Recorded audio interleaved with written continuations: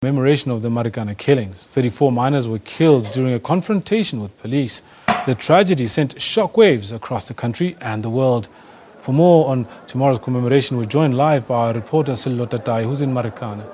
Good afternoon, Sello. Can you please briefly give us an understanding of what's happening there on the ground?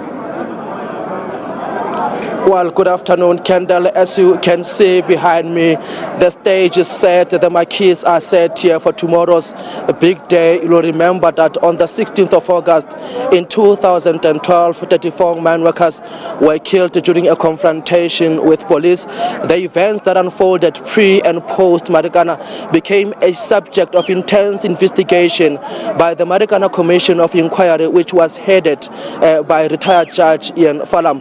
But over and above that, Kendall, we're expecting a packed program tomorrow. AMCU President Joseph Matunjwa is expected to address the crowd here at around 3 o'clock. At 3:45, there will be a moment of silence to remember or commemorate the 34 lives that were lost here on that fateful day. We are also expecting that there will be messages of support from different political formations. We are yet to confirm whether government or the ANC, including the NUM, which is an affiliate of COSATU, will be attending this event, because on previous occasions they have consistently maintained that they will not attend this event because they have not been formally invited. On the other hand, the NUM was saying that this event fails to take into account some of the lives that were lost leading to the 16th of August. You'll remember that 2 security guards and 2 police officers were allegedly hacked to death by striking mine workers. So they are saying that they will not be attending this event based on those reasons. Yes, since the killings at Marikana, and the political landscape as well as the economic landscape has changed quite a bit since then. Can you give us an idea what has changed in Marikana itself?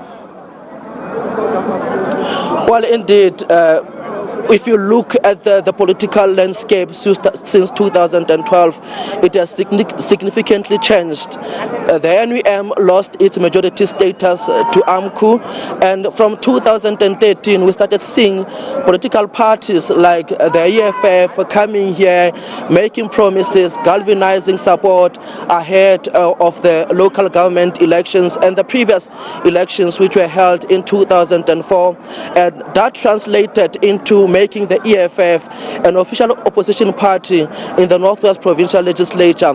But interestingly, the EFF is again an official opposition party in the Rustenburg local municipality. We are told that there are ongoing negotiations between the EFF, the DA, and small opposition parties to form a coalition and wrestle power from the ANC, which did not win the Rustenburg local municipality with an outright majority. But economically speaking, Kendall, from 2012 to 2015, the platinum sector shared about 29,000 jobs. And just recently, Lonmin indicated that they have shared 6,000 jobs through voluntary packages. And this brings to about 34,000 jobs that were lost here from 2012. And that has had a huge negative impact on the local economy. Rustenburg local municipality, it is no longer as economically vibrant as it used to be, given the momentum that was built here from 2010 during the 2010 World Cup. It seems as if you've half answered my next question, but I might be wrong. The Commission made strong recommendations about the living standards of the workers. Has there been any movement, positive or negative, in that regard? Well, interestingly, Kendall, the Commission made strong recommendations regarding the living conditions of mine workers, and this issue was a talking point during the industrial action. You'll remember that over and above the demand for 12,500, the living conditions of mine workers occupied center stage here. But from 2012 or from 2013, we've seen a change in character from the part of Lonmin, a change of heart, if you can allow me to say that. that. They are saying that they have committed about 500 million to respond to the issues of lack of housing in this area, and they've recently told us that they have constructed a block of flats which is about 400 units, which is going to house their employees together with their families. But interestingly, a study that was done by the Benchmark Foundation found that Lonmin has over 28,000 employees, and only 3,000 of them live in proper accommodation. As to how Lonmin will respond to this issue going forward remains to be seen. But compounding this matter again is pull and push factors.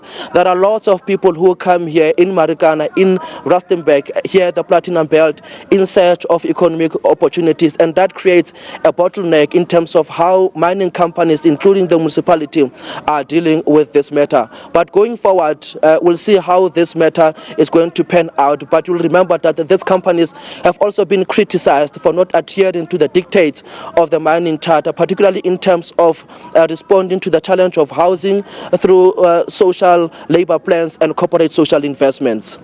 Thank you very much for that, Sello. We certainly hope that the commemoration goes well. Sello Tatai, the reporter out Marikana Northwest, speaking to us ahead of the commemoration of the Marikana killing.